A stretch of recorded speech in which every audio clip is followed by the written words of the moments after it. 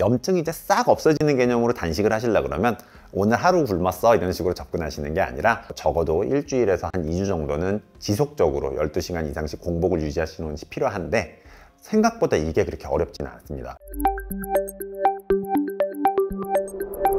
공복을 유지하면 몸속 염증이 사라질 만큼 건강에 좋다고 하는데 공복 시간 얼마큼 유지를 해야 염증이 사라질까요? 현대는 영양 공급 과잉의 시대라고 이야기를 많이 합니다. 먹는 시간이 굉장히 많고 몸을 유지하는 것보다 더 많은 에너지를 섭취하고 있어서 문제라고 이야기를 하는데요. 그런 의미에서 공복은 현대인들한테 굉장히 도움이 될 수가 있습니다. 가장 중요한 것들은 소화기관이 쉴 수 있고 그 기간 동안에 몸이 자기를 정비하는 시간을 가진다고 하는 건데요. 대표적으로 염증이 사라진다고 이야기하는 이유는요. 공복 시간이 14시간 정도를 지나게 되면 세포 내에 있는 쓸모없다고 생각되어지는 것들을 우선적으로 수집을 해가지고 태워서 에너지화 시키는 과정을 거치게 되거든요. 몸에 안 좋을 수 있는 세포 내의 물질들이 없어질 수 있다라는 표현들을 하고 있어서 염증이 싹 사라진다고 표현을 하고 있는 거고, 단식을 얼마나 길게 해야 되는지에 대한 것이 궁금하실 텐데 통상 우리가 단식이라고 말하는 것은요 12시간 이상 식사를 하지 않는 것, 정확히는 물이나 차 같은 수분들의 섭취는 괜찮지만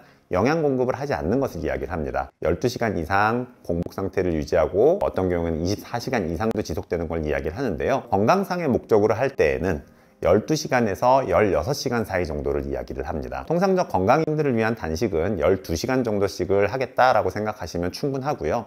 16시간 이상의 단식을 하겠다고 할 때는 지방 분해를 좀 더 하겠다라는 목적으로 접근하게 됩니다. 이럴 때 우리가 흔히 유행했던 간헐적 단식들이 16시간 정도로 공복 상태 유지하는 것을 이야기하고요. 16시간의 이상의 단식을 하겠다라고 할 때는 소화기관이 쉬는 것을 넘어서 몸에 데미지를 줄 수 있는 시간대가 되거든요. 그렇기 때문에 충분히 준비를 하고 음식을 다시 조금씩 복용하기 시작하는 시간이나 어떤 음식을 복용할지에 대한 고민이 필요하기 때문에 갑자기 굶은 다음에 그냥 일상 식사로 돌아가야지라고 하는 식의 접근은 어렵습니다. 기본적으로 공복은요 인슐린의 분비를 낮춰줍니다. 결론적으로 이야기한다 그러면 인슐린의 분비가 낮아지고 인슐린이 분비가 되지 않으니 지방대사라는 것이 활성화가 됩니다. 간에서는 지방의 신규 생성을 막아줍니다. 우리가 몸에서 지방을 만들어내는 것은 간에서 해주고 있거든요. 그 일을 이제 멈추게 되는 거죠. 그리고 이제 먹을 게 부족하다 보니까 세포 쪽에서는 당장 지방에서 뭔가를 분해해서 가져오기보다는 몸에 있는 노폐물들을 모아서 없애기 시작하는 과정을 이야기하고요.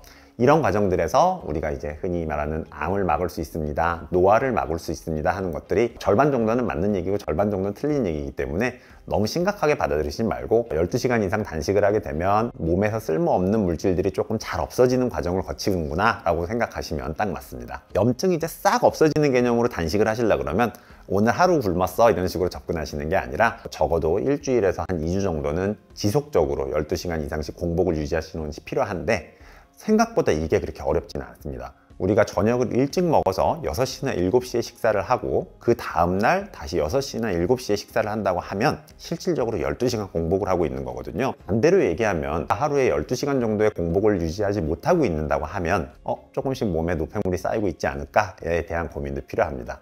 야식을 많이 하고 계시다 그러면 일주일에 최소한 2번 정도는 야식을 안 하고 저녁을 일찍 먹고 그리고 12시간 이상씩 단식을 하시면 좋냐라는 얘기를 하는 것들이요, 지방세포라는 거는 지방을 저장하기만 하는 게 아니라 내분비 기관이라고 합니다. 정상 용량보다 많아지면 몸에 만성적인 염증을 유발하게 됩니다.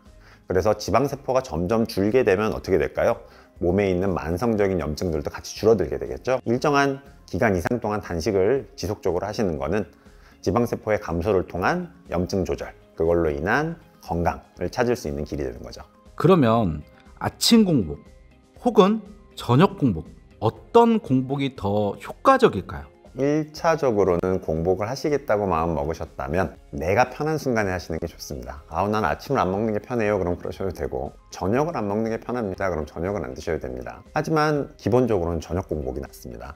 사람의 몸은요 아침과 저녁, 밤에 맞춰서 움직이게 되어 있습니다. 아침에 해가 뜨면 몸에서 정상적인 세포 활동이 일어나고 호르몬 축의 변화가 일어나면서 활동을 개시하게 되고, 해가 지고 밤으로 갈수록 몸에서는 전부 다 쉬는 방향으로 넘어가게 됩니다. 근데 이거를 역행한다 그러는 것들이 항상 문제가 되는데요, 아침에 일어나서 대사를 활성화시키고 사용을 해야 되는 순간에 아침 식사를 하는 거는 도움이 될 수 있기 때문에 아침에 굶는 것보다는 아침에 식사를 하는 게 유리하고요. 저녁도 6시나 7시에 복용하는 것은 괜찮지만 늦게 복용할수록 사실은 몸에는 부담이 되기 때문에 단식을 한다 그러면 저녁을 굶는 걸로 선택하시는 것이 좋습니다. 예전 생각을 해보시면 저희 할머니들 밥을 고봉밥을 주셨거든요. 이만큼을 주셔가지고 이걸 다 먹으라고 주면 이걸 어떻게 먹나 이제 그랬었는데, 농경사회 때를 생각을 해보면은 아침에 일어나서 새벽같이 일을 시작한단 말이죠. 일을 시작할 때는 탄수화물을 즉시형으로 많이 공급을 해줘야지 에너지도 나고 일도 잘할 수 있어가지고 밥을 그렇게 많이 섭취를 했던 거거든요. 앉아서 일을 하는 게 아니라 몸을 많이 쓰는 직업의 경우에는 절대적으로 아침 식사를 하고 저녁을 적게 드시는 게 좋습니다. 소화장애를 가지고 있으신 분들도 저녁을 굶는 게 낫습니다. 분명히 저녁에 좀 많이 먹게 됩니다. 늦게 먹는 저녁들이 소화장애를 유발하고 소화시키느라 피곤하고 수면도 방해가 될 수가 있습니다. 내가 수면이나 평소에 소화에 문제가 있다고 얘기를 하면 저녁을 조금 더 줄이거나 저녁을 공복하는 방향이 도움이 되겠죠. 공복 운동이 지방을 태우는데 정말 효과적인가요? 혹시 위험하지는 않을까요?